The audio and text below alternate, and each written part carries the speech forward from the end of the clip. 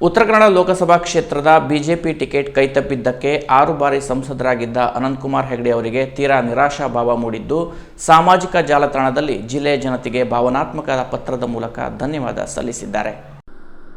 ಲೋಕಸಭಾ ಚುನಾವಣೆಗೆ ಬಿಜೆಪಿ ತನ್ನ 5ನೇ ಪಟ್ಟಿ ಬಿಡುಗಡೆ ಮಾಡಿದೆ. ಉತ್ತರ ಕನ್ನಡದಿಂದ ಲೋಕಸಭಾ ಚುನಾವಣಾ ಅಭ್ಯರ್ಥಿಯನ್ನಾಗಿ ವಿಶ್ವೇಶ್ವರ ಹೆಗಡೆಯವರನ್ನು ಘೋಷಣೆ ಮಾಡಿದೆ.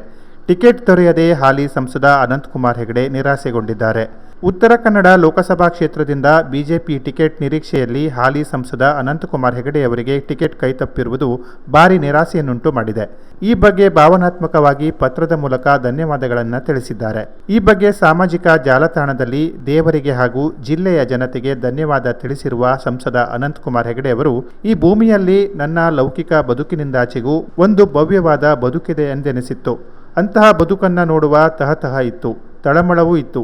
ಸೋಲು ಗೆಲುವಿನ ಆತಂಕದಿಂದಾಚೆ ಜೀವನವನ್ನು ನಿತ್ಯ ಸತ್ಯವಾಗಿಸುವ, ಎಂದೂ ನಿಲ್ಲದ ಪ್ರವಾಹವಾಗಿಸುವ, ಚೈತನ್ಯದ ಪೂಜೆಯನ್ನಾಗಿಸುವ ಹಂಬಲ ಕಾಡುತ್ತಿತ್ತು.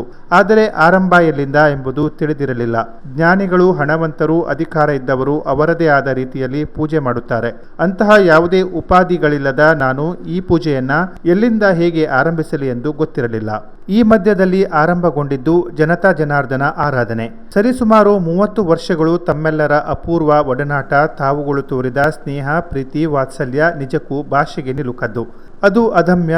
ಯಾವುದೇ ಪೂಜೆ, ಆರಾಧನೆ ಅದು ಎಂದಿಗೂ ಮುಗಿಯದ ಅನಂತ ಕಾಯಕ ಎಂದು ಭಾವನಾತ್ಮಕವಾಗಿ ಬರೆದುಕೊಂಡಿದ್ದಾರೆ. ಈ ತಾಯ್ನೆಲದ ಪೂಜೆಯಲ್ಲಿ, ಆಕೆಯ ಸೇವೆಯಲ್ಲಿ ನನ್ನನ್ನು ನಾನು ಸಮರ್ಪಿಸಿಕೊಳ್ಳುವ ಸೌಭಾಗ್ಯ ನನ್ನದು. ಅಂಥ ಸೌಭಾಗ್ಯವನ್ನು ಈ ಜನ್ಮದಲ್ಲಿ ಭಗವಂತ ಕರುಣಿಸಿದ್ದಕ್ಕೆ ಈ ಕಣ್ಣಿಗೆ ಕಾಣದ ಆ ಅಕ್ಷಯ ಪಾದಪದ್ಮಗಳಿಗೆ ನನ್ನ ಅನಂತ ನಮನಗಳನ್ನು ಸಲ್ಲಿಸುತ್ತೇನೆ. ಕಳೆದ 3 ದಶಕಗಳಿಂದ ಹಿಂದವಿ ಹಿತದಲ್ಲಿ ಸೇವೆ ಸಲ್ಲಿಸುವ ಅಪೂರ್ವ ಸಂಯೋಗ ಈ ಬದುಕಿನಲ್ಲಿ ನನಗೊಂದು ಗುರುತು ನೀಡಿದೆ. ನಿಜಕ್ಕೂ ಅಷ್ಟೇ ಸಾಕು. ಈ ಸಮಾಜ ದೇವತೆಯ ಪದತಲದಲ್ಲಿ ಹೂವಾಗುವ ಸೌಭಾಗ್ಯ ಅದೆಷ್ಟು ಜನರಿಗೆ ತಾನೇ ಸಿಕ್ಕಿತು.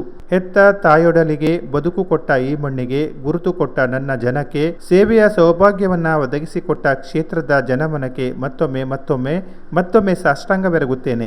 ತಮ್ಮೆಲ್ಲರ ನೆನಪಿನಲ್ಲಿ ಹೃದಯಾಳದ ಕೃತಜ್ಞತೆಯೊಂದಿಗೆ ಅನಂತಕುಮಾರ್ ಹೆಗಡೆ, ತಾಯ್ನೆಲದ ಸೇವೆಯಲ್ಲಿ ಎಂದು ಬರೆದು ಪೋಸ್ಟ್ ಮಾಡಿದ್ದಾರೆ. Canara plus news, Kumta.